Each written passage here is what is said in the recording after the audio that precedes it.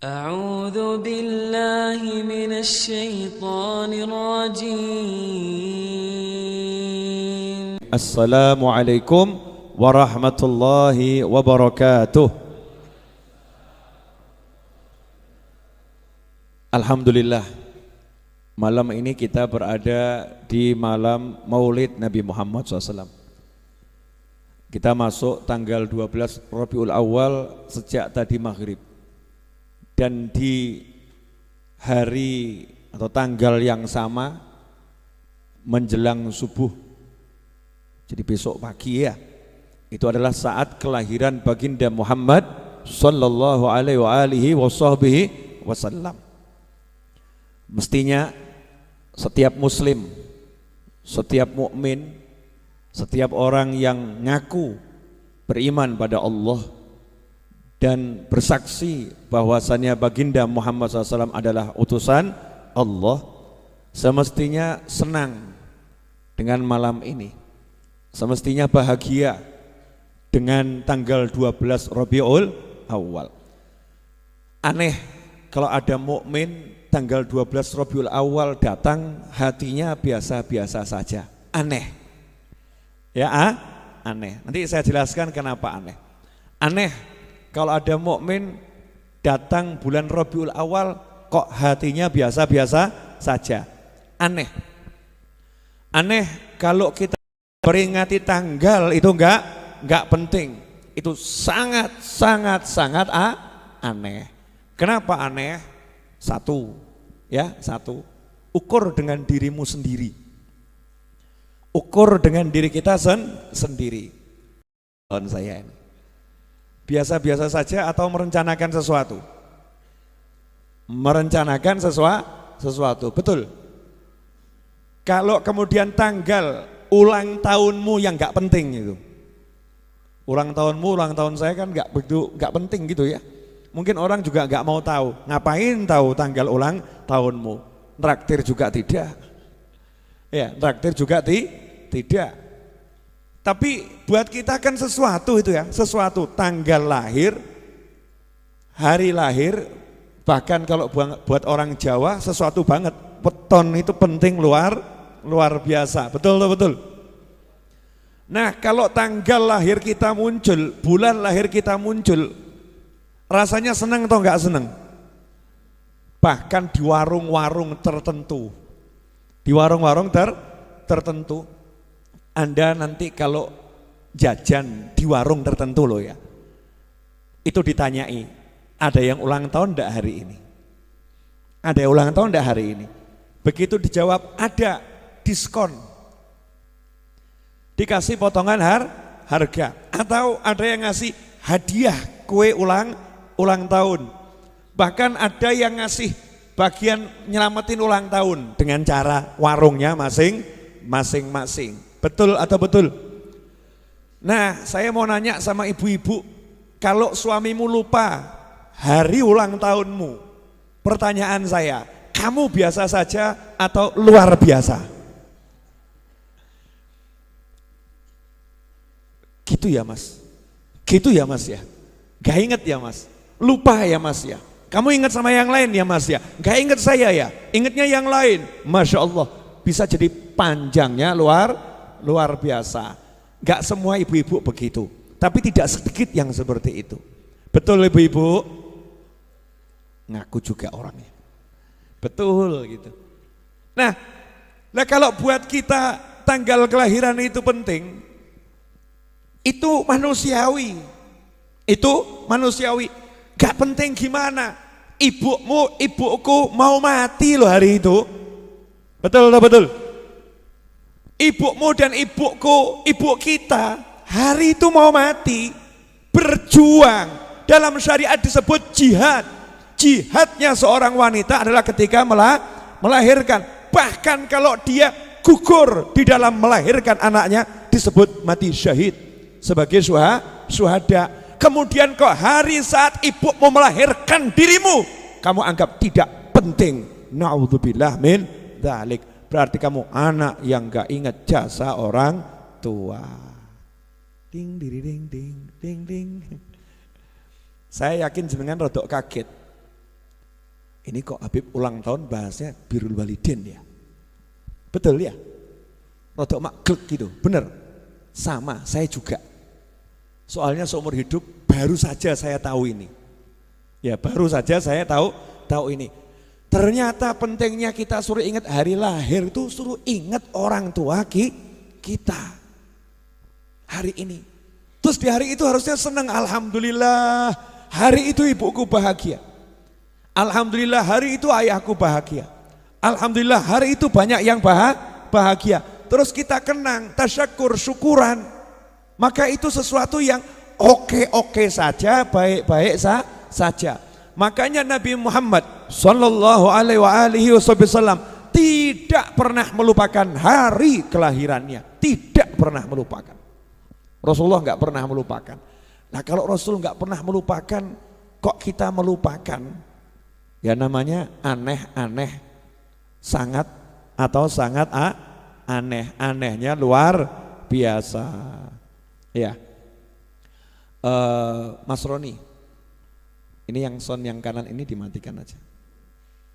Hooper yang kanan atau yang mana Mas Roni? Tolong Mas Roni ke depan sini. Yang kanan tuh dicabut aja itu. Lanjut ya. Ya, gangguan suara itu bisa mengganggu pengajian. Di biskop katanya kalau suaranya nggak enak, ada yang main handphone, satu gedung terganggu, betul? Nah itu namanya yang nonton biskop khusyuk, khusyuk.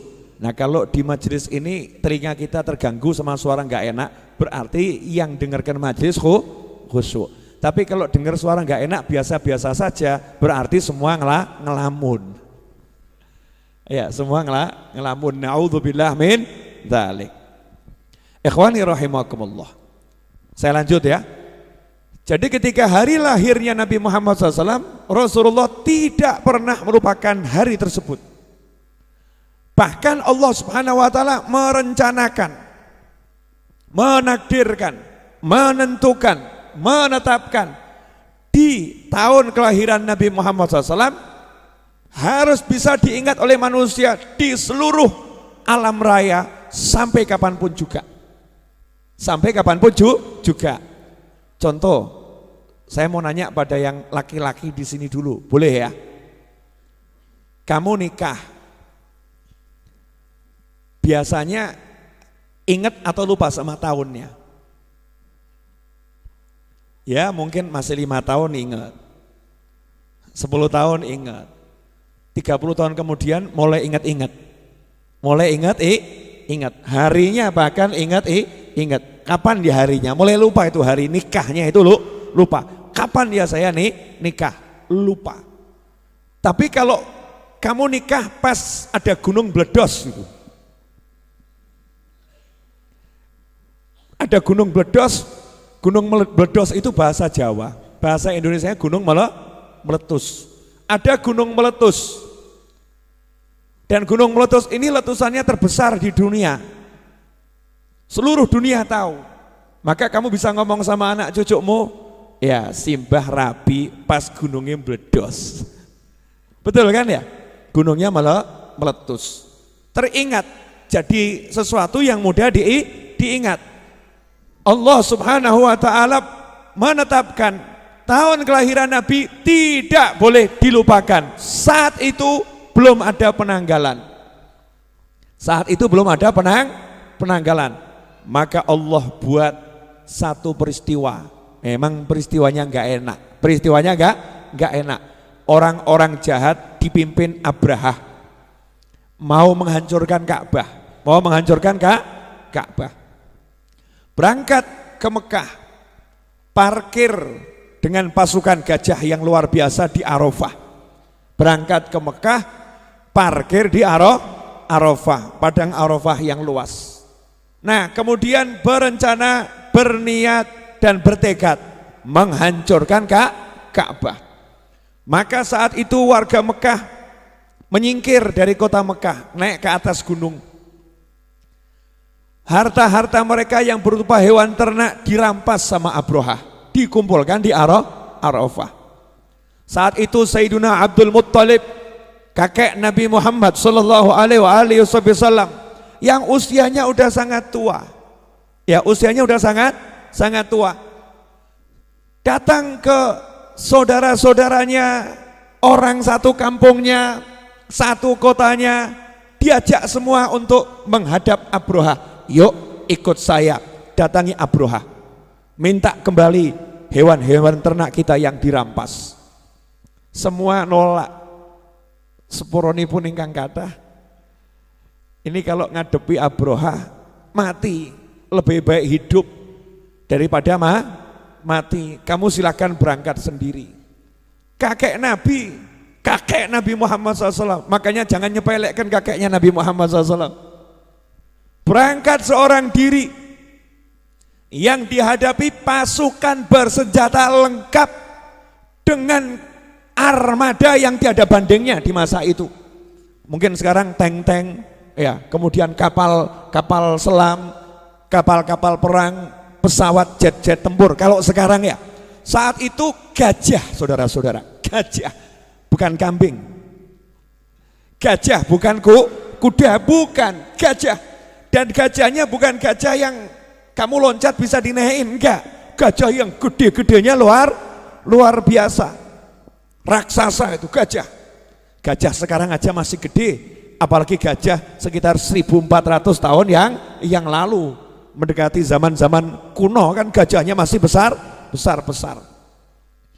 Datang ke situ Sayyiduna Abdul Muttalib seorang diri. Abroha dengar pemimpin Quraisy datang menghadap. Maka Abroha yang duduk di kursi singgasana langsung turun ke karpet, duduk di samping kakek Nabi Muhammad SAW. Kenapa? Gemeter. Sopo wong siji ki ya? Siapa satu orang ini kok bisa membuat saya gemeter? Duduk di samping kakek Nabi Muhammad SAW, kemudian nanya, kamu kesini ngapain? Ternyata jawabannya di luar dugaan, mau minta 200 ekor unta saya yang kamu sita. Loh, kamu tidak mau membela Mekah, kamu tidak bela bangsamu, enggak bela negaramu, enggak. Ya jelas sudah ngitung tuh ya. Masa mau bela negara sendiri lawan pasukan perang besar ya mesti mati kan ya? Enggak. Kakek Nabi kan pinter, enggak, saya enggak akan bela negara saya. Kenapa enggak akan bela negaramu? Kenapa enggak akan bela Mekah? Mekah ada yang punya yang akan membela. Nah, saya mau membela unta saya saja. Unta saya milik saya. Kore nih. Bawa sini unta saya. Bawa sini unta saya. Maka saat itu ya, saat itu Abroha gentar, kemudian balik nanya lagi. Ada yang jaga itu Mekah? Ada. Siapa yang jaga? Allah Subhanahu wa ta'ala. Allah nanti yang akan menghalau kamu. Maka Abroha ngomong, ya coba saja Allah suruh halau saya. Katanya Sayyidina Abdul Muttalib, ya udah kamu lihat urusanmu dengan Allah. Bawa sini ontaku. Ontanya 200 dikasihkan. Masya Allah. Ijen, wani awakmu. Ya, sendiri bawa 200 ekor ontanya. Abroha marah, ya marah. Maka gajah-gajahnya disuruh jalan sampai Wadi Muhassir, lembah Muhassir. Itu gajahnya mogok, karena gajahnya paham, kui Mekah gak sido. Gajah itu walaupun gak punya akal, ya gak punya akal, gak pernah mikir, ya gak pernah mikir, tapi gajah punya hati, hanya tunduk pada Allah Subhanahu wa ta'ala. Loh, itu rumahnya Allah, Ka'bah ini, tempat sujudnya orang banyak. Saya mau jadi bagian yang diajak merangi Ka'bah, ora. Padahal yang namanya gajah kalau mati selesai masalah, betul? Diajak maksiat tidak mau. Lah kadang kita hanya karena jabatan, karena perusahaan, ya, karena pertemanan diajak maksiat pekewuh. Saya kalau nggak ikut maksiat ya nggak enak, Bib. Ada enggak yang begitu? Lah bos saya lagi ngerasani, Bib. Bos saya lagi gunjing orang. Nah, nanti kalau saya nggak ikut mendengarkan kan ya repot, Bib. Repot. Habib harap maklum. Masya Allah. Kiai harap maklum, Ustadz harap maklum. Saya kan harus jaga hati bos saya, jaga hati. Masya Allah. Ini bukan jaga hati, itu namanya jegur sumur bareng gitu. Iya, terjun ke sumur bersama-sama. Na'udzubillah min dzalik. Kamu kalau ada yang ngajak maksiat, kalau kamu sungkan, pekewo, gak enak hati, mohon jaga hatinya, ada caranya. Tinggalkan dengan cara yang halus dan lembut. Caranya bagaimana? Maaf bos, perut lagi. Oh coba terus no, perut lagi. Sorry bos, pergi aja keluar.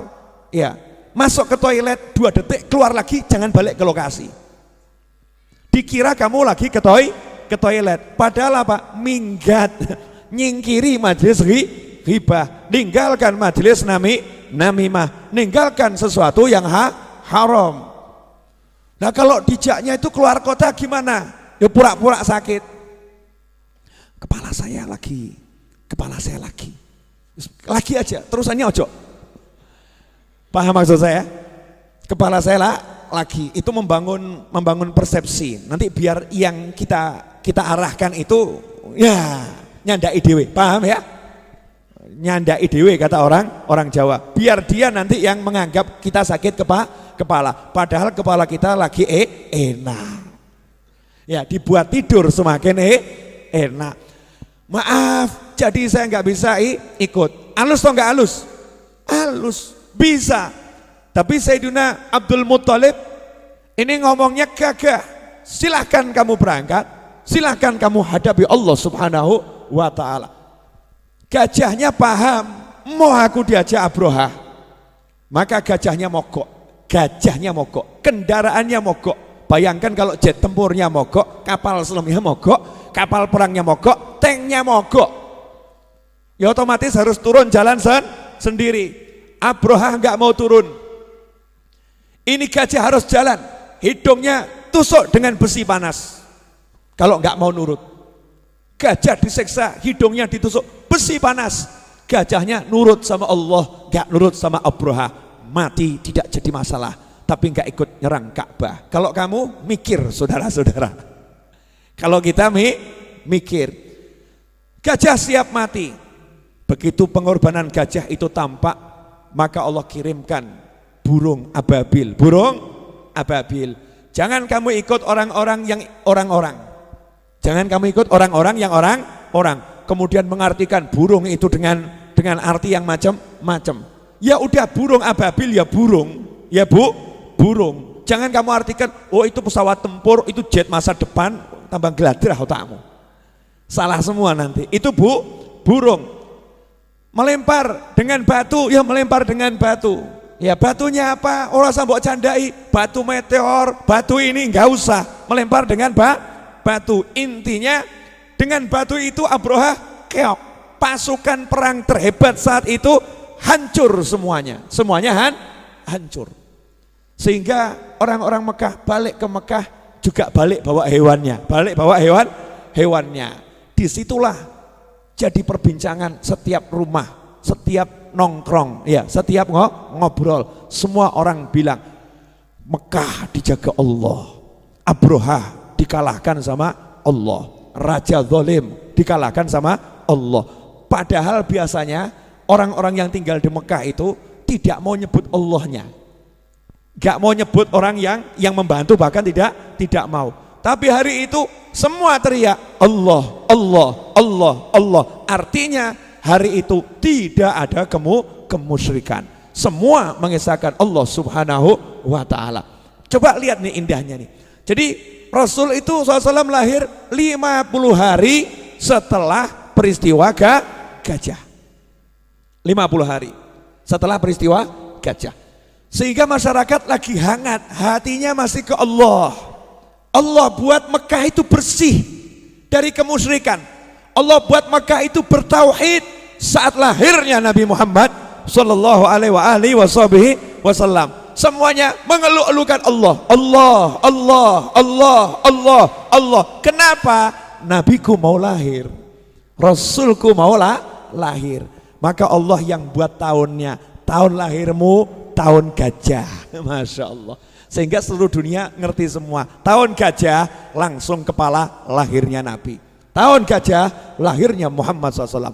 Tahun gajah lahirnya Rasulullah. Tahun gajah lahirnya pemimpin umat seluruh jagat raya. Tahun gajah, tahun gajah, tahun gajah. Tapi sayang, sekarang muslim gak paham tahun gajah, gak ngerti tahun gajah. Bahkan anak-anak ditanya, tahun gajah itu apa? Lembu. Saya tahunya itu tahun milenium. Ya, gajah gak paham tahun gajah. Maka kita wajib mengajarkan pada keluarga kita semua, ada yang namanya tahun gajah. Itu tahun kelahiran Nabi Muhammad sallallahu alaihi wasallam. Tanggal 12 Nabi SAW lahir. Nabi lahir. Besok subuh Nabi Muhammad SAW lahir.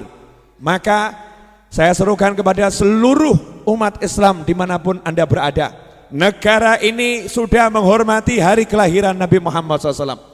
12 Rabiul Awal, hari libur nasional, libur prei. Libur itu libur. Untuk apa diliburkan? Agar Anda yang bekerja besok rayakan hari kelahiran Nabi Muhammad SAW. Besok datangi langgar-langgar, datangi surau-surau, datangi tempat-tempat yang menyelenggarakan peringatan Maulid Nabi Muhammad SAW. Tunjukkan besok hari lahirnya nabimu, hari lahirnya rasulmu. Tunjukkan pada dunia, ini hari lahirnya rasulku. Biar umat Islam berasa punya nabi, berasa punya rasul. Aneh kalau rasulnya mau dihilangkan, nabinya mau dihilangkan. Naudzubillah min dzalik. Sampai di sini jelas? Mohon maaf, saya harus agak teriak-teriak. Kenapa? Satu, suara gerok alias serak. Yang kedua, karena salonnya yang untuk saya juga saya matikan. Jadi saya hanya dengar dari jauh. Ikhwani rahimakumullah. Sampai di sini udah dapat pelajaran belum? Sudah belum? Apa? Gajah. Gajahnya kenapa? Mogok. Gajahnya mogok. Kenapa mogok? Enggak mau diajak maksiat. Maka timbul satu kalimat, la ta'ata li makhluqin fi ma'siyatil khaliq. Tidak boleh taat kepada makhluk ya ketika diajak bermaksiat kepada khaliq. Tidak boleh taat kepada siapapun kalau itu diajak untuk maksiat pada Allah Subhanahu wa taala. Termasuk ibu katanya suruh taat sama suami ya Bu, istri taat sama suami kalau diajak taat. Kalau diajak maksiat wajib nolak, nolak. Bukan kemudian Habib Ustadz Kiai katanya suruh nurut sama suami. Nah ini suami saya yang suruh nyopot jilbab, Beb. Jadi saya copot jilbab, haram. Gak boleh. Suamimu nyuruh kamu copot jilbab, kamu tetap pakai. Jangan jilbabnya dicopot. Kalau nanti suamimu maksa narik, selesai ditarik, ya di jalan kamu pakailah lagi. Kalau di rumah jangan pakai jilbab, itu kurang kerjaan saudara-saudara. Ya kecuali kalau memang ada orang lain, wajib tutup aurat. Kalau suamimu ngajak berhubungan intim kamu lagi menstruasi, haram, tolak, ya tolak suamimu. Nah kalau saya diperkosa sama suami, ini pertanyaan aneh ini. Nah itu namanya kamu sudah nolak. Itu yang berdosa suaminya. Naudzubillah min dzalik. Loh kita belajar kan harus setiap faedah dipelajari. Jangan lewat begitu saja. Kemudian ikhwani rahimakumullah. Apa yang terjadi ketika Nabi Muhammad sallallahu alaihi wasallam dilahirkan? Apa yang terjadi? Selain tahun gajah, maka kita harus kenal dulu 4 wanita yang mendampingi ibunya Nabi Muhammad SAW. Ada 4 wanita. Kita akan bayangkan dulu ya, biar kroso kita tuh lagi di ruang bersalin. Di ruang bersalin. Siap ibu-ibu? Bayangkan ya, rumah Nabi Muhammad SAW, rumah ayahnya Rasulullah, rumah ibunya Rasulullah. Sekarang rumah itu jadi perpustakaan Maktabah Makkah Al-Mukarramah. Kalau Anda nanti ke Mekah, ya amin insyaallah, terus sa'i Safa Marwah, nanti keluar dari Safa Marwah itu ada perpustakaan, Maktabah Al-Makkah Al-Mukarramah, perpustakaan itu, itulah dulu, sekarang udah dipugar ya perpustakaan. Bentuknya dulu nggak seperti itu, tapi itulah dulu rumah Nabi Muhammad SAW, rumah ayahnya Rasulullah, rumah ibunya Rasulullah SAW. Itulah tempat lahir baginda Muhammad Sallallahu Alaihi Wasallam, tempat lahirnya Rasulullah.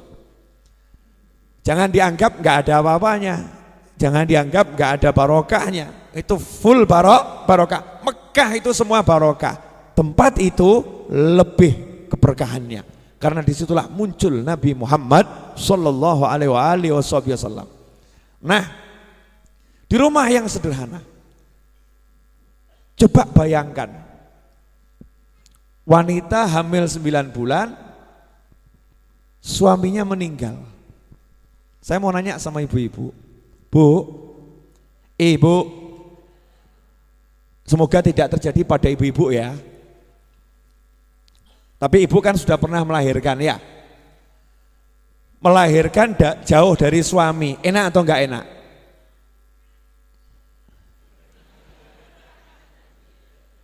Oke.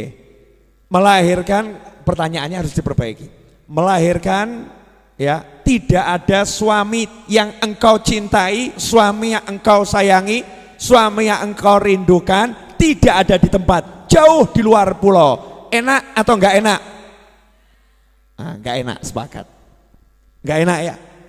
Begitu anak lahir, pengennya ditunjukkan ke siapa ini? Ke suami, betul? Tunjukkan ke suami. Pengennya suaminya yang adzani, pengennya suaminya yang iqomahi, betul tak betul? Bayangkan saat itu bagaimana hatinya ibu Nabi Muhammad SAW. Banyak riwayat mengatakan, meskipun ada beda pendapat ulama, bahwasanya ibu Nabi Muhammad SAW tidak punya saudara, anak tunggal, artinya nggak punya kakak, nggak punya adik, ibunya Rasulullah. Berarti nggak ada yang bisa diajak untuk apa ya, mudoroso ya. Mudoroso itu sama curhat agak beda. Mudoroso, nggak ada yang jadi teman bicara yang enak, itu nggak ada. Mau ngomong sama kakaknya nggak ada, mau ngomong sama adiknya nggak ada. Mau ngomong sama orang tuanya udah meninggal, mau ngomong sama mertuanya juga enggak enak. Sendiri mau melahirkan, suaminya yang dicintai sudah meninggal dunia. Coba bayangkan bagaimana perasaan wanita ini yang lahir anaknya dalam kondisi mau melahirkan, butuh support, butuh dukungan, suami yang disayangi, dicintai, ayah Nabi Muhammad SAW sudah meninggal dunia. Seperti apa kira-kira rasanya itu? Sebetulnya hatinya nggak ringan itu, hatinya berat. Sebagai wanita ya, hatinya berat. Tapi ibu Nabi Muhammad SAW dihibur oleh Allah Subhanahu Wa Taala, didatangi malaikat, dikasih tahu kamu lagi mengandung seorang pria yang merupakan pemimpin para rasul. Kakeknya Nabi Muhammad SAW sudah dikasih tahu bahwasanya cucumu ini nanti namanya Muhammad. Cucumu akan jadi orang besar, mimpin seluruh jagat raya. Maka hari itu di rumah yang sederhana ada 4 wanita yang menemani ibunya Nabi Muhammad SAW. Siapa 4 wanita itu? Yang pertama adalah Ummu Aiman radhiyallahu taala anha. Ummu Aiman merupakan budak warisan dari ayahnya Nabi Muhammad Sallallahu Alaihi Wasallam, budak perempuan. Tapi budaknya keluarga Nabi itu lebih senang jadi budak daripada dimerdekakan. Ya, kan ada orang-orang yang lebih senang tetap jadi pembantu walaupun gak dibayar daripada dipecat. Ya, saya lebih senang jadi pembantu jenengan walaupun gak usah dibayar. Saking baiknya majikannya. Saya tetap mau jadi karyawan Anda walaupun gak digaji. saking baiknya majikannya. Nah sama itu begitu pula Ummu Aiman, gak pengen keluar dari lingkaran keluarga Nabi Muhammad sallallahu alaihi wasallam. Ummu Aiman ada di situ. Kemudian yang kedua, Thuwaibah. Siapa Thuwaibah? Dia adalah budaknya Abu Lahab. Siapa Abu Lahab? Paman Nabi Muhammad SAW. Yang nas Al-Quran mengatakan Abu Lahab tempatnya di neraka. Yang ketiga, Fatimah binti Abdullah. Siapa Fatimah binti Abdullah? Beliau adalah ibunya seorang sahabat yang luar biasa. Yang keempat adalah Asy-Syaffa'. Siapa? Asy-Syaffa' atau Asy-Syifa'. Beda ulama. Ada ulama nyebutnya Asy-Syifa', ada menyebutnya Asy-Syaffa'. Siapa Asy-Syaffa'? Ibundanya sahabat Abdurrahman bin Auf radhiyallahu taala anhuma. Keempat wanita inilah dari kelompok manusia, manusia yang menemani ibunya Nabi Muhammad SAW.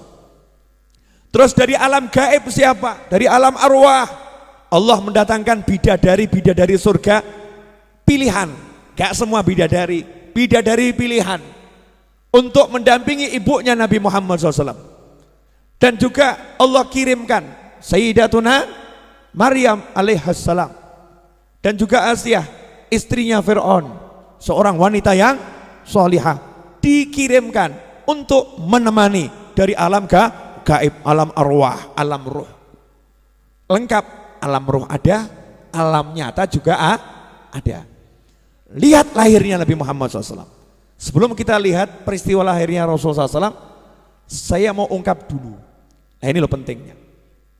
Ternyata keempat wanita yang hadir di ruangan di mana lahir Nabi Muhammad SAW, keempat wanita ini mendapat kemuliaan yang luar biasa dari Allah Subhanahu Wa Taala.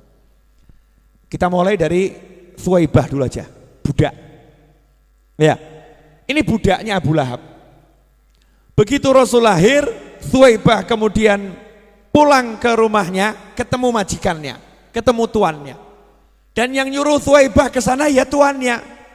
Itu ponakanku mau lahir, temeni itu ibunya, kan begitu. Pulang ke rumah majikannya laporan, sudah lahir keponakan Anda, laki-laki. Abu Lahab paman Nabi ini senengnya luar biasa. Saking senengnya, kamu tidak jadi budak saya lagi, merdeka buat kamu, dimerdekakan, bebas. Gara-gara lihat lahirnya Nabi, bebas dari perbudakan. Itu yang pertama. Ternyata Thuwaibah ini barokahnya bukan hanya untuk Thuwaibah. Thuwaibah hadir di kamar di mana Nabi lahir SAW. Thuwaibah lihat Nabi SAW lahir. Thuwaibah pulang ketemu majikannya. Bahagia majikannya, Thuwaibah bebas. Majikannya senang karena Nabi lahir sampai bebaskan budaknya. Allah juga senang. Abu Lahab yang sama Allah udah dicap, diketok palu, tok neraka. SOP neraka sama Allah Ta'ala khusus Abu Lahab berubah. Kalau untuk kamu nggak berlaku ini. Ya mudah-mudahan kamu nggak berlaku di neraka gitu loh ya. Saya nggak di neraka, Anda tidak di neraka. Insya Allah semua di surga. Tapi ini Abu Lahab yang jelas tok neraka. Itu neraka setiap hari Senin menyediakan minuman khusus untuk Abu Lahab. Jadi Abu Lahab di neraka itu diservis hari Senin. Ojo gumun awakmu. Hari Senin Abu Lahab di neraka dilarang minum yang gak enak. Di neraka Abu Lahab hari Senin dari jarinya, ibu jarinya dikasih minum susu yang nikmatnya luar biasa setiap hari Senin. Gara-gara apa? Gara-gara dia senang dengan lahirnya Nabi Muhammad SAW dan dia merdekakan Thuwaibah. Thuwaibah. Pelajaran penting di sini. Berkahnya di ruangan ada Nabi lahir, yang di ruangan itu langsung dapat barokah nyata. Thuwaibah merdeka, yang merdekakan Thuwaibah jelas mati kafir di neraka. Sama Allah dikasih pelayanan khusus. Wis mikir awakmu. Saya ya rada jeblok sebetulnya kalau mikir nih. Tapi ini Rasul-Rasulnya Allah, Nabi-Nabinya Allah, yang punya surga neraka Allah, aturan yang buat Allah, ya terserah Allah. Kenapa Allah memberi keringanan hukuman di neraka kepada Abu Lahab? Jawabannya adalah karena Thuwaibah dia merdekakan, karena senang dengan lahirnya Nabi Muhammad SAW. Karena itu kalau kamu senang dengan hari lahirnya Rasul, senang dengan tanggal 12, besok itu kamu senang, malam ini kamu senang, terus kamu dem duit, Masya Allah. Karyawanmu ya kamu tambah gajinya, Masya Allah, ini hari lahir Rasul, bonus. Wah, keren. Ini hari lahir Rasul, ya ini hari lahir Rasul, motorku hadiah buat kamu, Masya Allah. Mikir toh, mikir. Ngasih bonus masih oke, bonus Rp1.000 kan ya bonus. Begitu ngomong motor kasihkan karyawan, mikir kita. Farah senang, rasa senang tuh ya ditunjukkan. Wah, Abu Lahab saja senang, nyoh, merdeka kamu. Mahal loh harga budak itu, mahal. Mobil itu kan ada macam-macam ya. Ini kalau budak ini manusia kok, harganya mahal. Merdeka. Makanya aneh kalau ada orang ngomong peringatan Maulid Nabi kok bagi-bagi sedekah, peringatan Maulid Nabi kok ngajak orang makan. Yang ngajak orang makan. Nabi itu meringati Maulidnya dengan puasa. Keliru kamu. Nabi itu ngajari umatnya, peringati maulidku dengan cara yang kamu suka. Abu Lahab merdekakan budak, itu bukan makan. Merdekakan budak, bukan puasa. Merdekakan budak, infak fil khair, mengeluarkan harta untuk khair. Takrir dari Nabi SAW. Nabi tidak pernah mengatakan jangan tiru Abu Lahab, gak pernah. Bahkan diceritakan oleh Nabi, diceritakan oleh sahabat, diceritakan oleh tabi'in, ya runtut sampai sekarang saya tahu karena yang dulu-dulu cerita. Abu Lahab itu diringankan karena senang dengan lahirnya Nabi Muhammad SAW. Artinya kamu kalau besok mau puasa boleh, bagus. Kalau besok kamu nggak puasa, kamu besok mau sedekah, bagus. Apalagi nyedekahi yang puasa. Anda puasa ya? Iya. Kenapa puasa? Senang sama hari lahirnya Nabi, dan saya emang senang sama puasa. Bisanya puasa, ya udah nanti buko kamu tak traktir kambing utuh 1. Masya Allah. Kambing guling saya kirim ke rumah kamu. Lu saya kan cuma buka sedikit, gak apa-apa. Saya senang ya, saya senang. Kalau gak habis kembalikan ke saya. Modus tuh namanya. Namanya modus. Senang. Bisanya apa? Tunjukkan. Bisanya sholawatan, yuk sholawatan. Dari mulai malam ini sampai subuh, sampai siang, sampai maghrib, sholawat terus. Masya Allah. Tiru tuh desa-desa di Demak. Dari tanggal 1 Rabiul Awal sampai besok tanggal 12, musola, langgar, masjid, gak ada yang lampunya padam, nyala 24 jam, kasarnya begitu. Sholawat terus, maulid terus, baca buku-buku maulid, burdah, barzanji, dibak, simtudurar, dan sejenisnya, dibaca, di mana-mana dibaca, nunjukkan cinta pada Nabi Muhammad Sallallahu Alaihi Wasallam. Lah kok kamu tambah bilang, maaf Pak, apa enggak bid'ah? Zaman segini kok bahas apa enggak bid'ah itu ya, ngomong begitu tuh bid'ah saudara-saudara. Karena enggak ada sahabat ngomong begitu pada sahabat yang lain gitu. Paham ya? Boleh dilanjut? Apa? Sebelum dilanjut itu, ya, ibu-ibu harus tahu, besok itu estafet Jamuri, itu sholawat barzanji putri ya, keliling Solo Raya, 30 hari baca maulid. Ibu-ibu itu, saya belum dapat, yang laki-laki 30 hari belum dapat. Ya, remaja-remaja, cita-cita saya nanti tahun depan, kalau saya kan sudah tiap hari keliling ceramah ya, cita-cita saya tahun depan nanti kru Ar-Raudhah akan keliling masjid-masjid atau langgar-langgar di Solo Raya baca maulid Simtud Duror. Kita akan buat daftarnya, dipimpin Ustadz Iis nanti, insya Allah. Ya, ini termasuk kalimat jangan pergi dulu. Tahun depan masih ada tuh tugas. Alias ojo rabisik ngono ya. Ya Win ya. Boleh dilanjut? Yang bisa sholawat, sholawatan. Yang bisa sholawat, sholawatan. Yang bisa ngasih makan, ngasih makan. Besok ada estafet jamuri di sini. Ada estafet jamuri jam 1 khusus perempuan ya. Yang laki jangan hadir kecuali Anda termasuk cross hijaber. Wow, ngeri, nggak boleh itu. Nggak boleh. Laki nyamar jadi perempuan. Naudzubillah min dzalik. Kelihatannya ada yang pernah nyamar nih ya. Ikhwani rahimakumullah. Jadi estafet jamuri di sini besok itu entah 1.500 2.000 perempuan putih semua.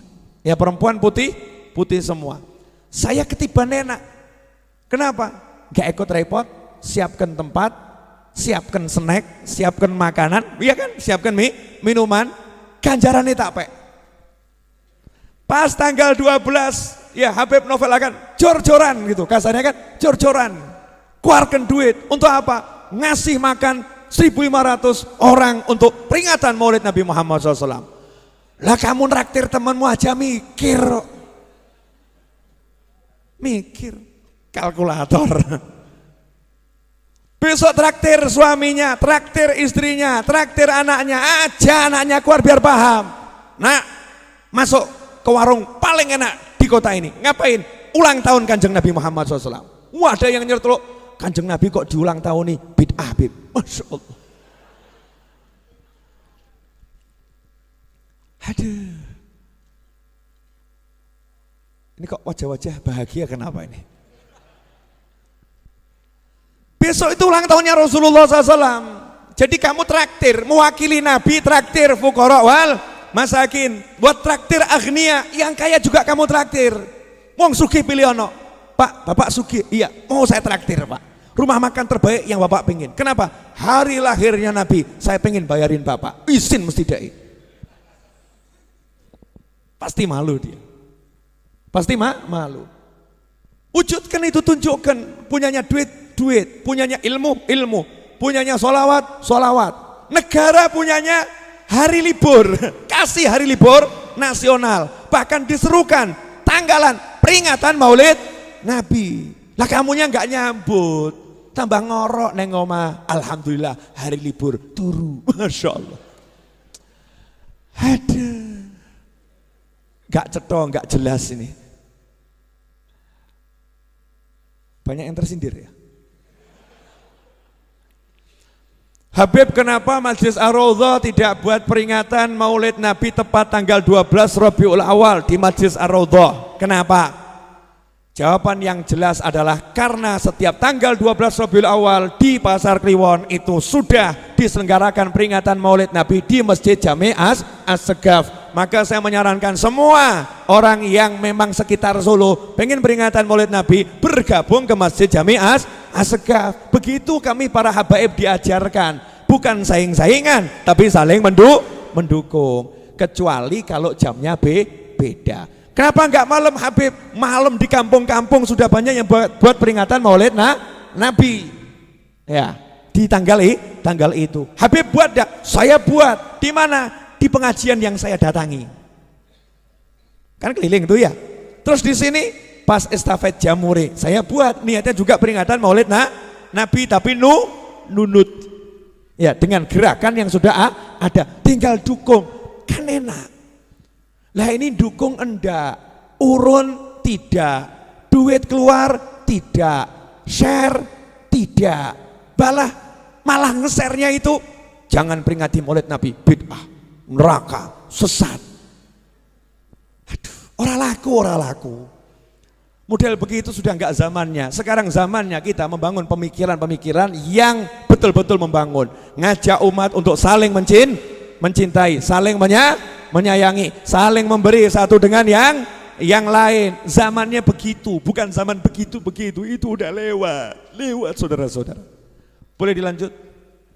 Habib Novel punya wajah ganteng. Iya. Loh, menurut saya Dan menurut ibu saya, alhamdulillah, betul kan ya? Menurut kamu tidak, nggak pernah aku fikiri. Karena itu sifatnya subjektif. Ketika aku bercermin, Nabi mengajari jangan pernah mandang dirimu jelek, pandanglah dirimu selalu ganteng. Betul betul. Allahumma kama hassanta khalqi fahassin khuluqi. Ya Allah, sebagaimana telah engkau jadikan parasku ganteng, badanku gagah. Betul betul. Siapa yang ngajarin ngomong gini? Nabi. Kamu jangan bilang Habib Novel narsis. Memang. Iya.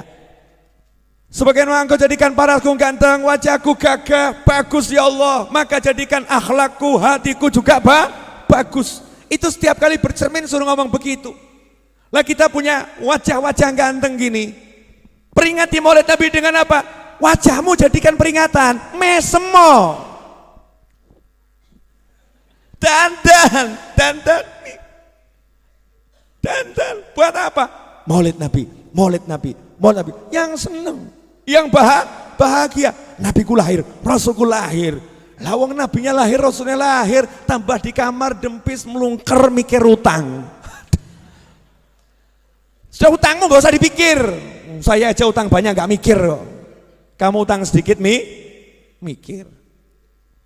Boleh dilanjut? Sampai di mana tadi? Oh, begitu utang tuh kok nyantolnya kok luar biasa. Thuwaibah dimerdekakan. Itu pelajaran banyak. Maka kamu masa kalah sama Abu Lahab gitu loh. Masuk kalah be Abu Lahab. Abu Lahab yang kafir saja sekali berbuat baik, walaupun setelah itu dia masih kufur sama Allah Ta'ala, kebaikannya untuk Nabi dikenang. Lah kamu umatnya Nabi Muhammad SAW masa kalah be Abu Lahab, izin-izini, sungguh memalukan. Ibu-ibu siap besok masak enak untuk suaminya? Jawabannya kok sedikit ya. Ibu-ibu siap besok dandan secantik mungkin untuk suaminya? Gak ada jawaban. Masya Allah. Bu, siap dandan yang cantik untuk suaminya besok? Nah begitu loh. Suaminya nanya, dungaren dik kok ayu. Nah ini rodok kurang ajar nih Pak. Kurang ajar nih. Dungaren kok ayu, ini kurang ajar ini ya. Kalimatnya jangan begitu. Ya bohongin dikit atau banyak boleh. Jadi berbicara memuji pasangan hidup, laki kepada perempuan, perempuan pada laki pasangan hidup, dengan penuh kebohongan untuk memujinya, menyenangkan hatinya, itu termasuk kebohongan yang diizinkan bahkan berpahala. Nah itu tuh ya kan. Deloken Pak, itu tadi ngomong gitu. Si anak tadi ngomong, Pak deloken gitu loh. Makanya bapaknya nanti besok ngomong sama istrinya, ya Dek, Masya Allah, sepanjang hidup itu susah ku cari wanita secantik dirimu. Maksudnya sing luwih ayu akeh ngono ya. Sepanjang hidup ini susah cari wanita secantik dirimu. Tapi hari ini kecantikanmu menjadikannya lebih susah lagi. Masya Allah, wahyu awakmu, wahyu. Dah, lanjutannya jangan. Nanti dia ngomong, iya ulang tahun Kanjeng Nabi. Kan begitu asik. Ulang tahunnya Nabi Muhammad SAW. Anaknya ditandani, jadikan ayo berangkat nak ke musola, ke masjid, berangkat ke majelis ilmu, berangkat majelis maulid, dandan yang bagus, yang ganteng. Kenapa? Ini lahirnya nabimu. Biar Indonesia paham, ada nabi di Indonesia, paham? Rasulullah ada di Indonesia. Di tempat lain mungkin nabinya enggak kerosok. Banyak loh di luar negeri azan enggak kerosok. Kenapa? Karena masjid-masjid tidak boleh mengeluarkan mikrofon, enggak boleh speaker. Gak boleh. Nah, alhamdulillah di Indonesia kan sakarepmu, betul ya? Sakarepmu. Alhamdulillah di Amerika, ini saya ada tamu dari Amerika ini. Ini teman saya Pak Teguh ya. Pak Teguh sama istrinya, sama ibu mertuanya di atas sama istrinya. Ini Pak Teguh ini jamaah YouTube dari Amerika. Ya, tinggal di Amerika sudah 10 tahun ya. 11 tahun tinggal di Amerika, di Atlanta. Ngasih tahu sama saya, di Amerika sekarang Beb ada satu wilayah Detroit. Detroit itu sudah wilayah muslim. Masjid-masjidnya di sana sekarang azannya speakernya keluar. Jadi azannya berkumandang menggema di Detroit, Amerika. Mosok awakmu tambah arep mbok walik. Tolong ya, ini speakernya dikecilkan, jangan ada suaranya. Ora cetha kuwi. Di Amerika aja keluar berkumandang azan. Nah di Indonesia alhamdulillah peringatan Maulid Nabi ini gampang. Tinggal buat peringatan. Betul. Jangan sampai peringatan ini dimatikan oleh siapapun yang ingin mematikan. Hidupkan, tunjukkan kamu punya Nabi, tunjukkan kamu punya Rasul Muhammad sallallahu alaihi wasallam. Biar Indonesia ini jadi contoh muslim. Ternyata Maulid di Indonesia luar biasa. Jangan kalah sama Pakistan, sama India, iya, sama Mesir. Jangan kalah sama Afrika. Jangan kalah. Tunjukkan yang ahli qasidah, ahli nyanyi, penyanyi, sesok nyanyi sing apik. Tola al badru alaina. Masya Allah, muslim yang penyanyi kalau kemudian upload di YouTube-nya masing-masing, yang suaranya enak-enak, nyanyi tola al badru alaina, kudungan sing rabat, tobat hari itu saja. Sesok edan neh sakarepmu. Urusan masing-masing, betul kan ya? Tapi hari itu ditanya, kenapa anda hari ini berjilbab? Nabiku lahir. Kenapa nyanyi tola al badru alaina? Nabiku lahir. Biar dunia ngerti Indonesia adalah muslim yang cinta Nabi Muhammad sallallahu alaihi wasallam. Jelas saudara-saudara? Apa? Ada nyeletuk ya, jilbaban copot meneh. Dandan yang bagus, tunjukkan Islamnya, cinta Nabi Muhammad sallallahu alaihi wasallam. Ini dari Thuwaibah saja kalau dipreteli itu enggak entek-entek itu pelajarannya, enggak ada habisnya. Itu Thuwaibah. Kemudian yang kedua, siapa lagi yang kedua? Ummu Aiman. Ummu Aiman ini punya anak. Karena hadir di hari lahirnya Nabi Muhammad SAW, maka Ummu Aiman dikasih anak yang akhirnya jadi anak angkatnya Nabi Muhammad SAW. Dikasih anak yang sangat dicintai oleh Rasulullah SAW. Dikasih anak yang masih muda udah mimpin pasukan perang, yaitu Sayyidina Usamah bin Zaid radhiyallahu taala anhu, sahabat yang luar biasa. Kemudian yang ketiga, Fatimah binti Abdullah. Siapa itu? Ibundanya sahabatnya bernama Uthman bin Abil As. Ini Uthman bin Abil As, ini sahabat yang luar biasa. Baca manakibnya masing-masing nanti. Ini kalau diterangkan di sini waktunya habis, gak selesai lahirnya Nabi. Ya, karena 15 menit lagi udah jam 9. Artinya jam 10. Artinya saya bicara itu sudah 1 jam. Ya, sudah 1 jam. Jam 10 lewat dikit, perut ini sudah tidak bisa dikendalikan. Ya, wajib diberi makan. Jam 10 lewat dikit. Nah, kita akan belajar dari 3 wanita tadi selain Thuwaibah. Ummu Aiman, kemudian Fatimah binti Abdullah, kemudian Syafa'. Ya, 3 wanita ini dikasih hadiah sama Allah apa? Masya Allah. Dikasih anak yang soleh dan luar biasa. Dikasih anak yang soleh dan luar biasa. Kenapa? Karena ikut di situ, senang lihat Nabi lahir dan melihat lahirnya Nabi Muhammad SAW. Di tempat yang barokah. Di sini ada pelajaran, kalau kamu datang di tempat yang barokah, ketemu manusia yang barokah, berkahnya itu akan mengalir, berkahnya akan mengalir, bukan cuman ke dirimu, sampai nanti ke anakmu, sampai ke anakmu.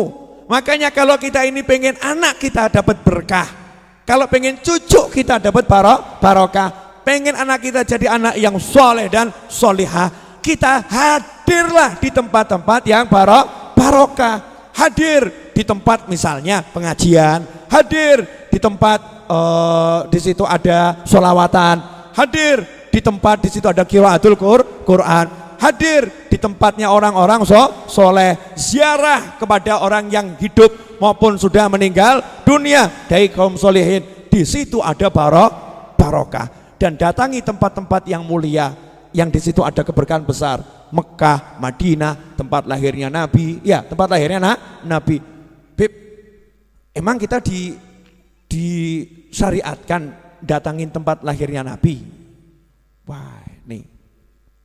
Kalau bab disyariatkan tuh berarti jadi ibadah ya. Betul?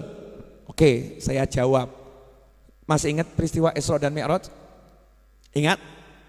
Nabi disuruh kemana? Bethlehem. Apa kata Jibril? Sholihuna, sholatlah di sini. Suruh sholat di Bethlehem. Kenapa disuruh sholat di Bethlehem? Jibril mengatakan alaihissalam, ini tempat lahirnya Isa. Nabi disuruh mendatangi tempat lahirnya Nabi Isa, bahkan disuruh sholat di situ. Kenapa nggak langsung ke Masjidil Aqsa? Kenapa nggak langsung ke Masjidil Aqsa? Jangan lupakan tempat-tempat yang barokah. Datangi di situ, datang di situ. Makanya kalau kamu pergi ke Tebu Ireng misalnya, itu kan tempatnya wali, tempatnya Mbah Hasyim Asy'ari. Datangnya ke sana aja udah barokah, datangnya udah barokah. Saya kemarin sebetulnya ditawari untuk masuk ke kamarnya Mbah Hasyim Asy'ari. Cuman karena waktunya yang belum bisa, waktunya buat saya yang belum bisa. Apalagi rampung pengajian, dikeroyok sama santri-santri Tebu Ireng yang haus barokah. Haus barokah, Masya Allah. Santri-santri yang luar biasa, cinta sama para habaib. Ini bukti kalau guru-gurunya didiknya betul, didiknya luar biasa. Saya itu mau dipegang, dikawal sama ustadz-ustadznya Tebu Ireng. Kalau nggak dikawal ustadz-ustadznya Tebu Ireng, saya udah jadi areng, saudara-saudara. Maksudnya jadi areng itu sudah mungkin dicium sana, dicium sini, bukan lagi merah, karena yang mencium adalah laki-laki. Ireng, saudara-saudara. Sampai dipegang kaki saya, ditarik, pegang kakinya, dipegang ininya, Masya Allah. Padahal aku lanang, sing nyekel yo lanang. Laki ketemu laki. Gara-gara apa? Cinta pada Nabi Muhammad Sallallahu Alaihi Wasallam. Nah itu tempat yang ada barokahnya. Datangi tempat yang seperti itu. Ya, ada tempatnya Mbah Hasyim berjuang di situ. Datangi di situ. Ini tempat ada barokahnya. Masjid Jami Asgaf, Pasar Kliwon Solo. Di mihrabnya itu meninggal ayahnya Habib Syekh dalam keadaan sujud, jadi imam dan sujud yang terakhir hari Jumat, imam sholat Jumat. Ada keberkahan yang luar biasa. Di Masjid Riyadh, di situ ada Habib Anis, ada Habib Alwi. Di situ banyak orang soleh berkunjung dari seluruh dunia. Ulama pernah ibadah di situ, pernah ceramah di situ, pernah istirahat di situ, pernah cari ilmu di situ. Masuk ke sana, gak usah ngapa-ngapain, masuk toh udah dapat barokah. Tapi jangan rusak tempat yang barokah dengan rokokmu, saudara-saudara. Hilang berkahmu. Berkahnya tempat itu nggak hilang, berkahmu hilang. Ya, berkahmu hilang. Jangan sampai berkahmu hilang. Kalau mau ngerokok, keluar dulu, menyingkir dulu, ya menyingkir dulu. Jangan merusak dirimu di tempat-tempat yang penuh barokah. Jelas, saudara-saudara? Dikasih masing-masing anak-anak yang soleh, anak-anak yang luar biasa. Saya mau nanya sama bapak ibu, saya kan udah jadi bapak, ibu udah jadi ibu. Mungkin yang belum ini nggak paham. Nanya sama bapak ibu-ibu, ada enggak karunia yang lebih besar dari anak soleh? Dikasih uang 1 triliun sama anak soleh 1, pilih mana? Jangankan 1 triliun. Ini saya dikasih dunia dan segala isinya. Beb, pilih mana? Melarat, ya melarat, tapi anakmu soleh. Sugih, anakmu gak soleh. Saya milih sugih, anakku soleh. Iya gitu ya, pilih sugih anakku soleh. Ngeyel boy, anakku soleh, tapi sugih. Dunianya PN. Saya butuh anak yang soleh, anak soleh. Anak soleh itu gak bisa diukur dengan dunia dan segala isinya. Dan 3 wanita ini dikasih sama Allah Ta'ala anak yang soleh. Siapa? Sayyidina Abdurrahman bin Auf. Sayyidina Abdurrahman bin Auf radhiyallahu ta'ala anhu adalah anaknya Syafa. Siapa Syafa? Bidan kelahiran Nabi Muhammad SAW. Bidan yang menerima Nabi lahir, yang ngurusi Nabi lahir namanya Syafa. Itu ibunya Sayyidina Abdurrahman bin Auf. Apa kata Nabi tentang Sayyidina Abdurrahman bin Auf? Termasuk salah satu pria dari 10 pria yang masuk surga, orangnya masih hidup, udah disebutkan masuk surga. Asyrah mubasyirina bil jannah. 10 orang yang dijamin masuk surga, salah satunya Abdurrahman bin Auf. Siapa sih Abdurrahman bin Auf? Sahabat terkaya. termasuk konglomeratnya sahabat. Siapa Abdurrahman bin Auf? Beliau kalau ke pasar, sahabat-sahabat yang lain titip, tolong berikan, tolong belikan. Kenapa? Karena kalau yang beli Abdurrahman bin Auf dijual lagi pasti untung, tangannya barokah. Makanya kamu kalau mau beli barang, minta tolong sama temanmu, kalau beli jual lagi untung, kamu cek dulu. Biasanya dia kalau jual lagi untung atau rugi. Kalau dia jual lagi rugi, jangan kamu suruh untuk membelikan barang saudara-saudara. Nanti kalau kamu jual, rugi juga. Tangannya kurang oke untuk jual beli. Cari orang yang tangannya jual belinya bagus ya. Tolong ya, kamu belikan pakai aplikasi kamu, saya bayar. Kamu yang pencet-pencet. Masya Allah, berkah itu bisa nular. Berkah itu bisa nular. Jelas sampai di sini? Wah, ini kebanyakan informasi nih, too much. Ya banyak. Tapi ada satu informasi penting yang mau saya sampaikan malam hari ini. Dah.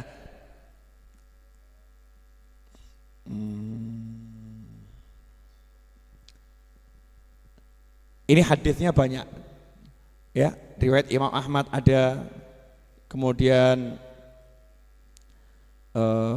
banyak ya, banyak hadis dalam riwayat-riwayat yang sahih. Saya mau ambilkan satu saja dalam bahasa yang udah saya ringkas. Nanti Anda yang gak puas sama ringkasan saya, belajarlah hadis-hadis tentang saat kelahiran Nabi Muhammad SAW. Dan itu ijma ulama, gak ada yang sanksi, gak ada yang meragukan. Semua sepakat. Ketika Nabi Muhammad SAW itu lahir, ini yang mau saya bahas ya, satu ini saja. Begitu Nabi lahir, seperti yang baca di Maulid Simtuduro dan maulid-maulid yang lain tuh ya, dikatakan Nabi lahir dalam keadaan sujud, kemudian dengan pandangan yang melihat ke arah langit, sudah tali pusarnya sudah bersih, sudah diputus dan sudah berkhitan. Kemudian juga ada yang mengatakan bahkan sudah bercelak. Sambil ada yang mengatakan pula tangannya itu seperti orang yang at-tahiyat. Ya, ahad, nunjuk begitu. Nabi Muhammad SAW lahir. Yang menarik, dari tubuh Nabi Muhammad SAW ketika lahir itu keluar angel, bayang nona ya. Jadi ibunya Nabi itu sekitarnya satu rumah nur semua cahaya. Bayangkan dulu. Ini raudhah ini dengan lampu yang baru segini aja kan udah terang ya, terang. Kalau ini saya kasih lampu sorot 30.000 watt, kira-kira bagaimana? Kepadangan kan? Terlampau terang ya? Bisa lihat nggak kita? Nggak bisa lihat. Kita nggak bisa lihat. Nah hari itu yang muncul itu bukan lampu 30.000 watt. Ini anehnya nih. Yang muncul adalah cahaya yang disembunyikan oleh Allah Subhanahu wa taala sejak hari penciptaan jagat raya. Qala ya Jabiru innallaha khalaqa qabla al-asya'i nura nabika Muhammadin sallallahu alaihi wasallam min nurih. Allahumma shalli alaihi. Nabi Muhammad sallallahu alaihi wasallam berkata kepada seorang sahabat yang bernama Jabir bin Abdullah radhiyallahu taala anhu, di mana Rasul bersabda, wahai Jabir, ketahuilah sesungguhnya sebelum Allah Ta'ala menciptakan segala sesuatu, Allah ciptakan dulu cahaya nabimu dari cahayanya Allah Subhanahu wa Ta'ala. Kemudian dari cahaya Nabi ini diciptakan segala sesuatu. Kemudian cahaya Nabi ini Allah titipkan ke dalam tubuh Nabi Adam alaihi salam, disembunyikan dalam tubuh Nabi Adam. Terus disembunyikan cahaya aslinya, sumber nih disembunyikan dari tubuh Nabi yang satu ke tubuh Nabi yang lain, sampai kepada ayahnya Nabi yang luar biasa. Makanya kebangetan dan keterlaluan kalau ada orang bilang ayah Nabi kafir, naudzubillah min dzalik. Masuk ke dalam tubuh ayahnya Nabi Muhammad SAW, kemudian cahaya itu dimasukkan ke dalam rahimnya ibunya Nabi Muhammad Sallallahu Alaihi Wasallam. Beda dengan kita ini nggak ada nurnya, nggak ada nur di ayah kita, nggak ada nur di kakak kita, nggak ada. Ruh kita baru ditiupkan umur 120 hari 4 bulan, ditiupkan ruh kita betul dari cahaya nur. Ruh ada di sana, di alam sana. Kalau Nabi, nurnya sudah dititipkan dulu dari perut ke perut itu, dari tulang punggung ke tulang punggung. Nur Makanya ketika Nabi Adam itu, sebagian mufassir mengatakan malaikat sujud karena melihat cahaya Nabi SAW yang ada di dahi Nabi Adam alaihissalam. Ya, ada di situ. Nah, cahaya ini sama Allah Ta'ala kemudian dikeluarkan hari itu, tanggal 12 Rabiul Awal, yang ditutup. Bayangkan ya, ditutup, di cover, terus dibuka. Blang, nur. Blang, nur. Bayang nosik. Blang, nur. Cahaya. Kira-kira ruangannya padang enggak? Padang. Padang biasa atau terang benderang? Pol. Terang pol. Anehnya mata semua yang ada di situ gak ada yang sakit. Gak ada yang sakit. Shallu ala Nabi. Allahumma shalli alaihi. Gak ada yang sakit. Mata yang di situ gak ada yang sakit. Berubah jadi sembuh. Nur Nabi Muhammad SAW, cahaya Nabi Muhammad SAW tidak menimbulkan penyakit, justru menyembuhkan yang sakit. Cahaya matahari kalau kita lihat sakit mata kita. Lama-lama bisa buta itu. Lama-lama bisa buta kalau dideleng terus gitu ya. Tapi kalau cahaya bisa dilihat, bukan mata ini buta, justru yang buta bisa jadi melihat. Bahkan yang tadinya sakit mata terus bisa jadi matanya nggak sakit lagi. Karena apa? Karena ini. Bahkan kalau melihat nur Nabi Muhammad SAW dijamin masuk surga. Yang bisa melihat itu sebagai nur, sebagai cahaya. Artinya iman pada Nabi Muhammad SAW. Subhanallah. Dalam berbagai hadis disebutkan dari tubuh Nabi ini muncul cahaya menerangi seisi rumah, sampai kami yang di ruangan itu, di dalam rumah itu bisa melihat kerajaan istana-istana yang ada di Suriah. Suriah, coba cek Google. Saya belum pernah ngecek, boleh saya cek jarak.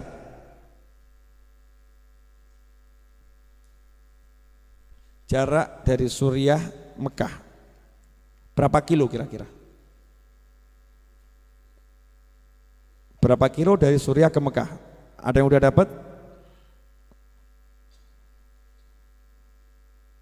Iya, 2007,3 km.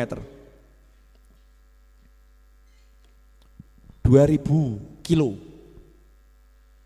Mekah Suriah 2000 kilo. 2000 kilo itu berarti Jakarta mana? Jakarta Solo kurang lebih 500. Iya. Hah? 2 kali Pulau Jawa, ya, kurang lebih. Saya nggak pernah ngukur Pulau Jawa. Ya, kurang lebih 1,5 atau 2 kali gitu ya. Mikir. Saya nggak pernah nyuruh Anda mikir kecuali hari ini. Biasanya ojo mikir, kali ini mikir sih. Maaf. Kamu di Jakarta, di kamarmu di Jakarta, muncul cahaya di kamarmu, terus kamu bisa lihat Bali di depan mata. Dari Jakarta, kamu bisa lihat hotel-hotel Bali di depan mata. Artinya, Bali betul-betul ada di depan mata. Kamu di Jakarta, di kamarmu, kamar kamu tutup, kamarmu bertembok. Bagaimana penjelasan? Shallu ala Nabi. Ketika Nabi Muhammad SAW lahir, itu yang terjadi. Ibunya Nabi dan 4 wanita tersebut terhenyak kaget. Kenapa? Istana-istana yang ada di Suriah kelihatan di depan mata, persis di depan mata. Bahkan itu Fatimah binti Abdullah, ibunya Utsman bin Abil As mengatakan, saya melihat bintang di langit itu turun mendekat, kelihatan dekat. Jadi bintangnya nggak turun, tapi tampak di depan mata. Sampai-sampai saya khawatir bintang itu jatuh ke pangkuan saya. Allahumma sholli alaihi. Ada enggak cahaya yang bisa tembus tembok? Ada enggak? Enggak ada. Cahaya tembus tembok, enggak ada. Matahari tembus tembok, enggak ada. Cahaya itu kalau kuat merusak, kalau kuat merusak. Matahari kalau kekuatan membakar, betul. Membakar. Ini kuat, temboknya enggak jebol, tapi transparan. Enggak jebol tapi transparan. Terus Terus yang jauh, bintang yang jauh. Bintang itu kan ukuran jarak yang terjauh. Bintang yang jauh tampak di depan mata. Istana Surya tampak di depan mata. Gimana cara menjelaskan ini? Alhamdulillah ada film Star Trek dan Star Wars. Film-film model begitu, ya. Anda mungkin ingat yang namanya Stargate. Stargate, tahu Stargate? Melangkah pindah alam. Melangkah pindah alam. Lubang cahaya, kalau kita ngelewati pindah ke tempat yang lain. Dari sini ada lubang cahaya, sebelahnya kelihatan. Kita bisa lihat situ juga bisa lihat sini. Padahal jaraknya puluhan ribu kilometer. Itu teori. Ternyata Nabi Muhammad SAW sudah jadi cahaya tersebut dan sudah dipraktekkan dan sudah terbukti dan sudah ada saksinya dan ada tanggalnya, ada jamnya. Terjadi itu, Nabi menjadi gerbang mendekatkan dunia yang jauh menjadi dekat. Shallu ala Nabi. Allahumma shalli alaihi. Asik. Melangkah sekali sebetulnya wanita-wanita yang ada di situ kalau mau itu sekali melangkah pindah Suriah. Tapi kenapa enggak mau? Lawang ada Nabi kok ngapain pindah? Nabi di sini, ini indah. Gak ada yang lebih indah. Mungkin kalau itu kamu sama saya, ono apa yuk ngangkah sih ya. Pindah. Luar biasa. Cahaya ini bisa menjadikan Rasulullah yang jauh menjadi dekat. Jauh jadi dekat. Makanya enggak gumun saya kalau ada wali, ya. Kok sekali langkah bisa sampai Mekah, sekali langkah bisa sampai Madinah, sekali langkah bisa sampai mana-mana. Beliau-beliau itu mungkin sudah dapat rahasia nur Nabi Muhammad SAW. Numpak nur, numpak cahaya, naik cahaya. Makanya ketika Nabi naik buruk gak ada masalah. Nabi naik buruk itu kecepatannya sekali melangkah sejauh pandangan mata. Gak ada masalah naik buruk. Kenapa? Cahaya naik cahaya dan kecepatan Nabi lebih cepat dari buruk. Justru Nabi itu terhambat sama buruk. Jadi aku lebih cepat. Sebetulnya saya lebih cepat, tapi demi menghargai sistem. Ya sistem. Allah tuh membangun sistem. Mau pergi harus naik kendaraan. Dan Kanjeng Nabi nggak pamer-pamer. Aku gak butuh kendaraan. Celing, ngilang, nggak ada seperti itu. Makanya para wali yang sakti-sakti itu tidak akan menampakkan kesaktiannya. Kadang tuh ya naik mobil, ya nggak tekan-tekan, ya nggak tekan. Padahal beliau sekali melangkah bisa sampai. Tapi ikut sistem. Macet ya direwangi macet. Ikut aturannya Allah Subhanahu wa Ta'ala. Di sini ada pelajaran untuk menutup malam hari ini. Ya ini buat saya menarik, buat jenengan nggak menarik, aku nggak ngurus. Kenapa? Aku cukup menikmati diriku sendiri. Kalau kamu tidak bisa menikmati aku, itu urusanmu. Paham maksud saya? Jadi kalau sekarang Anda belum bisa paham dan menikmati, tidak apa-apa. Nanti mungkin bisa.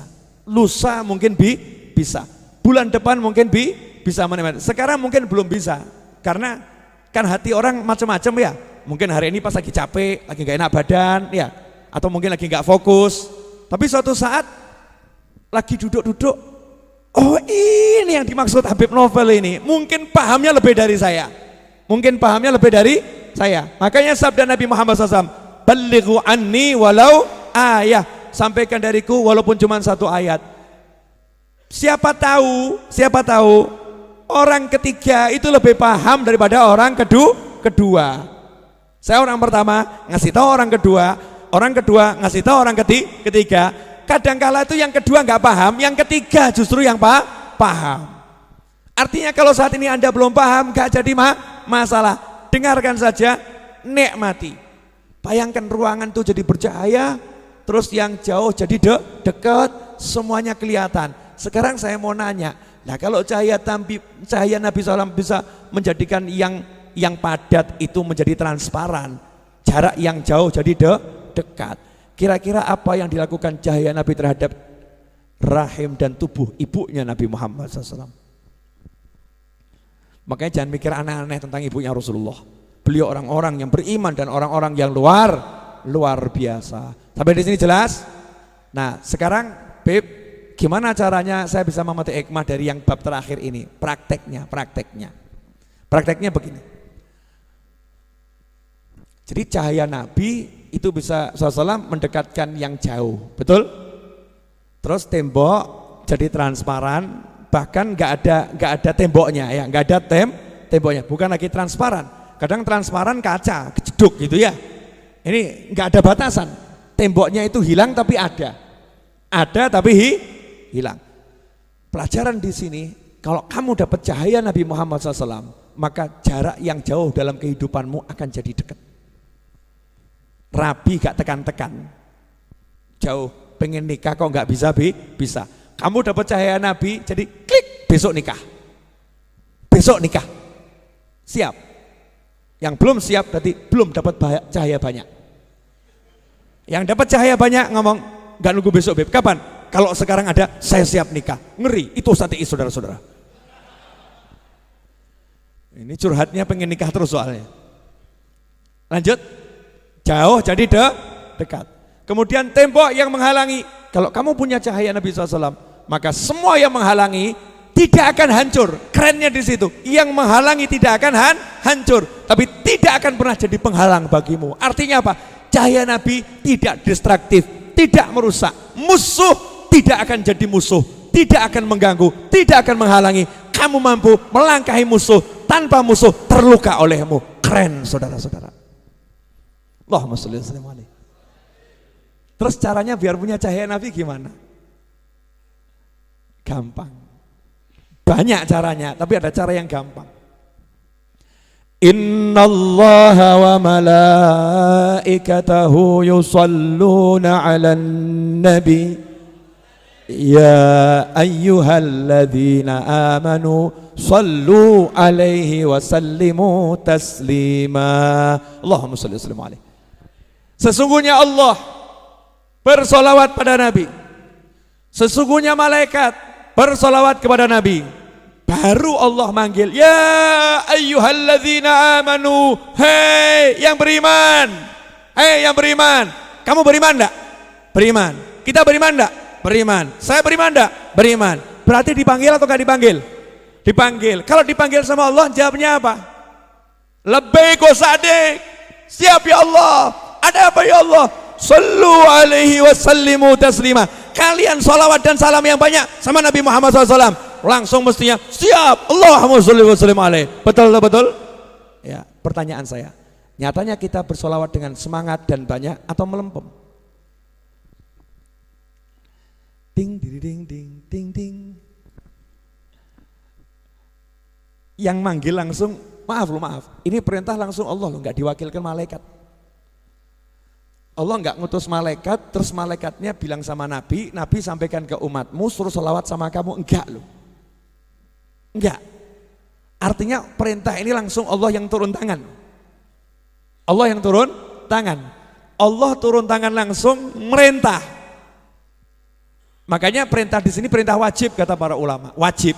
Karena Allah langsung yang merintah, wajib. Cuman kewajibannya kapan? Itu beda pendapat ulama. Kalau Imam Syafi'i dalam sholat, dalam atahiyat akhir, ada yang mengatakan kewajibannya seumur hidup sekali. Berarti di luar kewajiban, sholawat itu sangat dianjurkan. Saya akan bahas bab penting ini. Dengarkan baik-baik, karena ini juga menjawab pertanyaan orang-orang yang bertanya, karena adanya share di WhatsApp ya, yang mengatakan sholawat untuk hajat, sholawat untuk mobil, sholawat untuk motor, ya itu adalah bid'ah, itu adalah dunia. Bahkan mengutip hadis innamal a'malu binniyat, faman kanat hijratu ilallah wa rasulih. Siapa hijrah untuk Allah dan Rasulnya, hijrahnya untuk Allah dan Rasulnya. Siapa hijrah untuk mengambil kenikmatan duniawi, maka hijrahnya untuk kenikmatan duniawi, enggak dapat Allah dan Rasulnya. Berarti kalau ada orang sholawatan, niatnya untuk punya mobil, niatnya untuk punya rumah, berarti ini niatnya dunia, berarti dia enggak karena Allah Ta'ala. Ini WhatsApp yang enggak beres ini ya. Nah, enggak usah bingung, saya akan jawab malam hari juga, singkat tuntas, insya Allah. Perlu enggak? Wani piro? Sampai kamu nggak share ini awas. Ya. Biar orang paham, karena banyak yang bingung ya.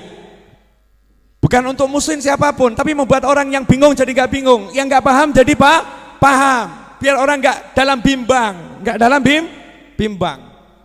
Sholawat itu yang merintah langsung Allah. Maka ketika kita bersolawat, kita melaksanakan perintah Allah.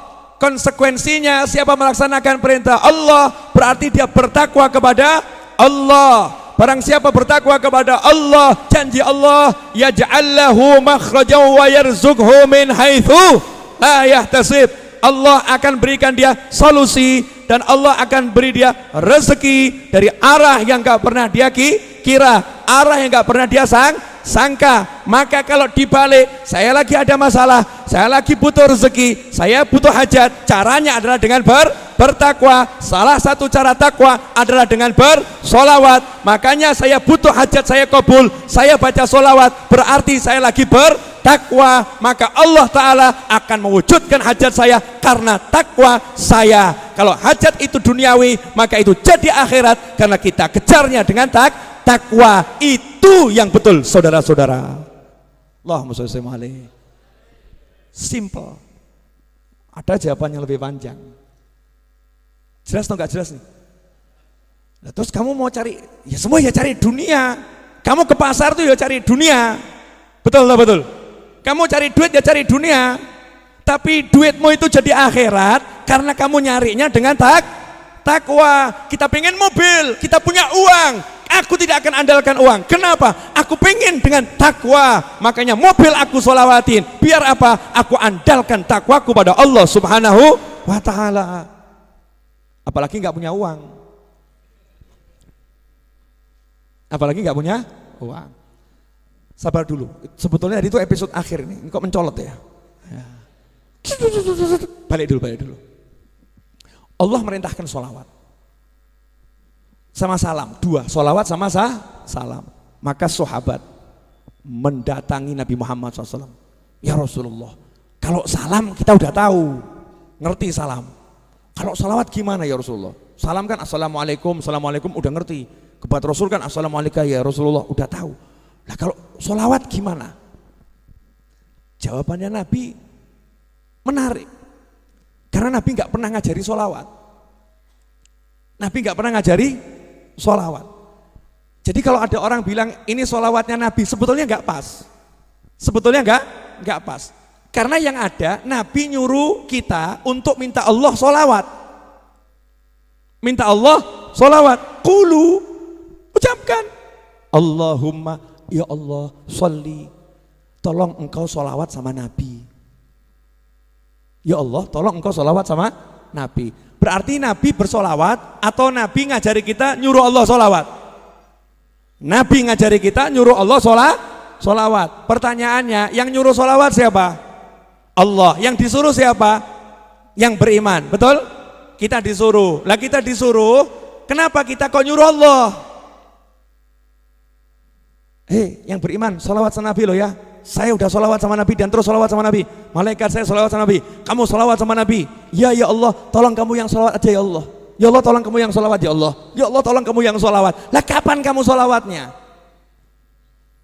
Yang ada tuh kita cuma minta Allahumma sholli, Allahumma sholli. Ya Allah tolong kamu solawat sama Nabi. Ya Allah tolong kamu solawat sama Nabi. Kita nggak pernah bisa bersolawat kepada Nabi Muhammad Sallallahu Alaihi Wasallam seperti yang dimau Allah. Makanya Rasul kembalikan, kalian minta saja Allah yang solawat, biar Allah yang solawat. Karena itu ulama mengatakan tidak ada solawat yang ditolak. Bagaimana bisa ditolak? Yang solawat Allah, masa Allah menolak Allah? Paham enggak? Gak paham gak apa-apa. Belum waktunya paham sekarang. Makanya solawat itu amalan yang tidak tertolak karena al-amil huwallah, yang beramal adalah Allah Subhanahu wa Ta'ala. Kita cuman mengajukan proposal minta tolong, ya Allah tolong kamu solawat. Allah jawab, saya solawat terus. Innallaha wa malaikatahu yusholluna ala nabi. Aku solawat terus. Ya Allah tolong kamu solawat. Aku solawat terus. Udah dijawab sama Allah Subhanahu wa Ta'ala. Makanya solawat kita pasti sampai karena Allah yang bersolawat. Jelas? Dah. Nah kalau solawat itu, solawat kita ternyata Allah yang bersolawat, ada enggak pahalanya? Ngukurnya ada enggak? Makanya untuk pahala solawat itu, ya pendapat yang paling muktamad, hadis yang paling sahih. Untuk solawat pahalanya Allah yang ngatur. Siapa solawat kepadamu 1 kali, aku solawat kepadanya 10 kali. Aku bersolawat kepadanya 10 kali. Nah siapa yang bisa membalas Allah? Enggak ada. Yang bisa hanya Allah sendiri. Dan Allah enggak balas dengan surga, enggak. Yang diutamakan sama Allah, aku salawat sama dia, artinya lebih dari jannah, lebih dari surga. Allahumma sholli wa sallim alaihi. Garis bawahnya terakhir di sini. Berarti ketika kita solawat, kita disolawati Allah, betul? Nah kalau Allah yang nyolawati, Allah katanya ngasih berkah, ngasih rahmat, ngasih ampunan, betul? Tapi berkah ampunan ini enggak kita minta. Bukan kita minta berkah, kita minta ampunan, enggak. Tapi Allah yang langsung ngasih. Kamu salawat sama nabiku, aku kasih. Jadi kita nggak minta berkah, nggak minta apa-apa, kita minta Allah bersolawat, Allah ngasih kita berkah, ampunan, ngasih rahmat, betul? Berarti ketika kita solawat, yang muncul adalah nama Allah dan Muhammad SAW. Allahumma salli ala Sayyidina Muhammad, Allah Muhammad, Allah Muhammad, Allah Muhammad, Allah Muhammad, betul? Allah Muhammad, Allah Muhammad. Nanti yang muncul kan seperti itu. Allahumma Allah Muhammad, Allah Muhammad, Allah Muhammad, Allah Muhammad. Jadi yang muncul cuma Allah dan Muhammad sallallahu alaihi wasallam. Maka orang yang lidahnya ini digunakan untuk menyebut Allah Muhammad, Allah Muhammad, Allah Muhammad, yang keluar seperti itu, disitulah nur Nabi Muhammad SAW akan masuk ke dalam dirinya. Nah begitu nur itu masuk dalam dirinya, ya sudah. Yang jauh jadi dekat, yang menghalangi tidak akan tersingkirkan, tapi tidak akan jadi penghalang. Keren. Tiba-tiba dia bisa pergi kemana-mana sehingga membuat penghalangnya kaget. Loh, kok iso ya? Loh, kok iso? Loh, kok iso? Bingung. Teman sekantornya juga kaget. Loh, kok bisa beli mobil ya? Padahal enggak punya duit ya. Penghalangnya duit, duit. Temennya kaget, dia naik kendaraan namanya solawat, mobilnya disolawatin. Ngomong lagi, oh itu kan namanya minta dunia. Nah, minta dunia itu ya sama Allah, takwa dengan solawat. Penjabaran yang kedua, diperintahkan oleh Nabi SAW, kalau mau doa awali dengan solawat, akhiri dengan solawat. Siapa yang berdoa tidak diawali dan diakhiri solawat, doanya ditolak oleh Allah Subhanahu wa Ta'ala. Kamu pengen, berarti kamu pengen itu minta itu namanya doa. Saya pengen handphone, sekarang ini saya lagi mengidam-idamkan handphone Huawei Mate 30 Pro. Belum masuk Indonesia, Huawei Mate 30 Pro, saya pengen Huawei Mate 30 Pro. Saya lagi punya hutang tanah kurang 4 miliar rupiah, 4 miliar rupiah, itu semua ingin saya, pengen saya pengen A sampai Z, saya punya di hati pengen, saya minta sama Allah Ta'ala. Sebelum saya minta, maka saya kedepankan sholawat dulu, baca sholawat munjiah, baca sholawat nariyah, baca tibil qulub. Tujuannya apa? Ya Allah, ini loh sholawat, aku punya minta ini, ya Allah wujudkan permintaanku. Itu rangkaian doa yang luar biasa. Lah kok ada orang bilang sholawat kok dipakai untuk dunia, namanya gagal paham. Jelas saudara-saudara? Alhamdulillah, mudah-mudahan Anda semua termasuk orang yang tidak gagal paham dan bisa membuat orang lain jadi paham. Makanya teman-temanku dimanapun Anda berada, jangan ragu, jangan bimbang, sholawatin apapun yang pengen kamu sholawatin. Artinya kita tawassul untuk terkabulnya hajat dengan bersolawat kepada Nabi Muhammad SAW. Alhamdulillah, 10, 20 menit, 23 menit, berarti sudah 1,5 jam saya berbicara. Dan ini lebih dari yang harus saya lakukan di malam hari ini. Karena sejatinya malam ini saya tidak mau ngomong banyak-banyak, karena besok saya harus insya Allah ceramah di Brebes, bukan Brebes ya, Jatibarang. Insya Allah di Jatibarang jam 7:30 pagi itu saya ceramah. Berarti nanti jam 1 saya udah harus bergerak insya Allah ke Jatibarang. Dan besok siang insya Allah jam 2 saya ceramah di sini di Majelis Ar-Raudhah. Dan malamnya insya Allah jam 9 saya ceramah di Jogja. Jakarta. Dan lusanya insya Allah jam 9 pagi sampai sore saya harus ceramah di Rindu Rasul di Jakarta. Kemudian malamnya saya harus sampai di Bandung dan seterusnya dan seterusnya. Enak, naik sholawat sampai kemana-mana. Allahumma sholli alaihi. Saya tunjukkan keramatnya sholawat, mau? Nah, berkat sholawat nih Pak Teguh sampai sini, Atlanta sampai Raudhah. Ini berkat sholawat, setrumnya sholawat sampai ke Raudhah. Karena setrumnya sholawat. Loh, kalau ilmu semua orang punya ilmu, ya. Kalau kepandian semua orang punya kepandian. Tapi yang menggerakkan hati manusia hanya Allah Subhanahu wa ta'ala. Makanya kenapa ulama-ulama itu mengawali kajiannya sholawat? Kan diawali sholawat, ditutup dengan doa yang juga bersolawat. Biar apa? Biar kajiannya dibungkus sama sholawat. Kajiannya dibungkus sama sholawat. Sehingga insya Allah jadi barokah. Barokah. Terima kasih. Itu yang dapat saya sampaikan. Saya mau pengumuman.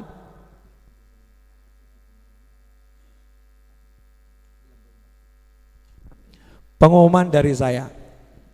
Majelis ini kan membahas kitab Arba'in An-Nawawiyah setiap Jumat malam Sabtu. Ya.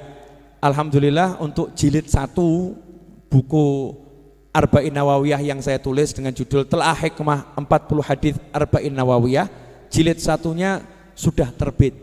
Tapi ya untuk malam ini hanya tersedia 400 eksemplar yang tersisa. Ya, saya udah cetak ulang, nanti saya launching 22 November insya Allah di Maulid Akbar Majelis Ar-Raudhah. Saya minta kepada teman-teman yang mau dapat tambahan ilmu, ilmu dan mau ikut andil pembangunan dan pelunasan Majelis Ar-Raudhah, beli buku itu. Ya, beli buku itu otomatis sudah nyumbang bangun majelis dan semua kegiatan Majelis Ar-Raudhah, dan bukunya nanti jadi pegangan untuk kajian tiap Jumat malam Sabtu insya Allah. Harga bukunya kalau di Majelis Ar-Raudhah beli di sini harganya Rp100.000. Tebal bukunya 240 halaman. Ukurannya kurang lebih 15 kali 21 karena saya nggak bawa meteran ya. Dan setiap potongan kan belum tentu sama. Kurang lebih ya 14 kali 21. Kurang lebih 14 kali 21 cm ukuran bukunya. Harga bukunya kalau beli di Solo di Majelis Ar-Raudhah 100.000. Kalau minta dipaketkan maka dalam Pulau Jawa, termasuk Pulau Jawa itu Jakarta. Makanya banyak yang nanya sama saya, Beb saya di Depok itu termasuk Jawa atau bukan gitu ya. Beb saya di Jakarta ini termasuk Jawa atau bukan. Perlu saya jelaskan kepada saudara-saudara dimanapun Anda berada, Jakarta itu di Pulau Jawa. Jadi untuk seluruh Pulau Jawa harganya Rp120.000 sudah termasuk ongkos kirim. Dan yang untuk luar Pulau Jawa harganya Rp170.000 sudah termasuk ongkos kirim. Kalau ada ongkos kirim yang lebih atau ongkos kirim yang kurang dari itu, itulah yang saya maksud sedekah jariah satu dengan yang lain, sedekah rahasia satu dengan yang lain. Saya jadikan subsidi silang, yang lebih buat nutup yang kurang ya, yang kurang ditutup sama yang lebih. Kalau lebih lagi maka akan masuk untuk pembangunan majelis. Nah, biar nanti tanggal 22 November tidak kehabisan ya, yang di Majelis Ar-Raudhah di depan kalau masih ada, pulang nanti silakan beli. Yang lain pesan sesuai nomor WhatsApp di layar monitor ya. Pesan di nomor WhatsApp itu PO untuk tanggal 22 November. Nanti insya Allah tanggal 22 November yang pesan di nomor itu akan dikirim insya Allah tanggal 22 November. Karena yang malam ini sudah habis sold out, laris manis. Yang sisanya yang mulai detik ini pesan sekarang akan dikirim setelah tanggal 22 November. Ingat, hasilnya untuk pelunasan tanah dan pembangunan majelis, diantaranya asrama santri dan berbagai kegiatan lainnya. Termasuk untuk ini, ngasih minum, ngasih makan ya. Ini kan tiap Jumat malam Sabtu makan, kemudian minum air mineral, kopinya enak enggak itu? Enak ya, alhamdulillah. Dan untuk lain sebagainya, insya Allah berkah dan manfaat. Maka teman-teman yang di sini khususnya yang hadir Majelis Ar-Raudhah, cari di luar kalau masih ada. Kalau masih ada. Semoga berkah dan manfaat. Mari kita tutup dengan doa. Sebelumnya kita bacakan satu Fatihah untuk salah satu anaknya teman saya, Mas David almarhum. Semoga Allah Ta'ala menjadikan Mas David Yuda bin Yopi Yusuf Ismail Gando yang meninggal hari ini dan dimakamkan tadi di Jakarta, semoga diletakkan ruhnya bersama para nabi, para siddiqin, para syuhada dan para solehin, dijadikan kuburnya sebagai taman-taman surga, dan dijadikan orang tuanya diberi ketabahan oleh Allah Subhanahu wa Ta'ala dan ridha dengan takdirnya Allah Subhanahu wa Ta'ala. Dan semoga kita semua dipanjangkan umur dalam kebaikan, kenikmatan, ketaatan, kesehatan, keridhaan, kebahagiaan, dan setelah semua itu nanti kelak diakhiri dengan husnul khatimah. Ala hadhiniyah al-Fatihah. A'udzubillahi minasyaitonir rajim. Bismillahirrahmanirrahim. Alhamdulillahirabbil alamin. Arrahmanirrahim. Maliki yaumiddin. Iyyaka na'budu wa iyyaka nasta'in. Ihdinas siratal mustaqim. Siratal ladzina an'amta 'alaihim ghairil maghdubi 'alaihim waladdallin. Amin. Yang kedua, tanggal 22 November saya mengundang semuanya untuk teman-teman baik yang di Solo, di Sragen, Wonogiri, Ngawi, Klaten, Boyolali, Yogyakarta, Semarang, Ungaran, Salatiga, Purwodadi, ya, Brebes, Pekalongan, Pulau Jawa, Pulau Kalimantan, Sumatera, Sulawesi, Papua, Aceh, ya, dan manapun yang belum saya sebutkan, bahkan yang di luar Indonesia, dari alam nyata maupun dunia maya, ya, alam syahadah maupun alam arwah, saya undang semuanya 22 November untuk hadir di Majelis Ar-Raudhah dalam rangka peringatan Maulid Nabi Muhammad SAW, Maulid Akbar Majelis Ar-Raudhah, insyaallah Jumat 22 November waktu jam 8 malam sampai selesai. Tolong ajak temannya, saudaranya, kenalannya, ajak yang lain. Nanti saya akan buat selebaran via WhatsApp dan Twitter dan yang lain. Tolong bantu untuk di-share, diinformasikan. Kita harus siarkan, ya, lahirnya Nabi, Maulid Nabi, cinta Nabi harus ditunjukkan, diizharkan, disiarkan, biar orang betul-betul merasa punya Nabi Muhammad sallallahu alaihi wasallam. Dan kita baca Fatihah, semoga acara tersebut nanti dan acara-acara yang lain saudara-saudara kita diberi kemudahan oleh Allah Subhanahu wa Ta'ala, diberi barokah oleh Allah Subhanahu wa Ta'ala, dan diterima oleh Allah Subhanahu wa Ta'ala. Ala diniyah al-Fatihah. A'udzubillahi minasyaitonir rajim. Bismillahirrahmanirrahim. Alhamdulillahirabbil alamin arrahmanirrahim maliki yaumiddin. Iyyaka na'budu wa iyyaka nasta'in. Ihdinas siratal mustaqim. Siratal ladzina an'amta 'alaihim ghairil maghdubi 'alaihim waladdallin. Amin. Allahumma salli wa sallim ala Sayyidina Muhammadin miftahi babi rahmatillah adada ma fi ilmillah salatan wa salaman daimaini bidawami mulkillah wa ala alihi wa sahbihi. Allahumma ij'al fi ta'atika farahi wa sururi wa fi mardatika jami'a umuri. Allahumma ya alim bihalati ومطلع على سرائري ونياتي اقضي جميع حاجاتي واغفر ذنوبي وسيئاتي وتجاوز عن خطيئاتي وزلاتي وتقبل جميع حسناتي وسامحني فيما مضى وما يأتي واكتبني في ديوان ساداتي واسلك بي سبيل نجاتي في حياتي ومماتي. Allahumma inni tami'un fi atak raghibun fi ridhak mustaslimun liqadak faktubni min awliyak wasluk bi sabila hudak wa alhiqni bi aswiyak wa sallallahu ala sayyidina Muhammadin wa alihi wasallam. Alhamdulillahi rabbil alamin. Sampai bertemu insyaallah Jumat yang akan datang, ya. Saya insyaallah Jumat akan datang ada di Solo. Saya hanya izin di Jumat kemarin, Jumat pertama bulan Maulid. Tapi untuk Jumat kedua, ketiga, dan keempat dan seterusnya insya Allah selalu ada di Majelis Ar-Raudhah. Silahkan dibuat formasi 1314, disiapkan hidangannya, kita nikmati bersama-sama. Mas Teguh ke rumah saya. Wassalamualaikum warahmatullahi wabarakatuh.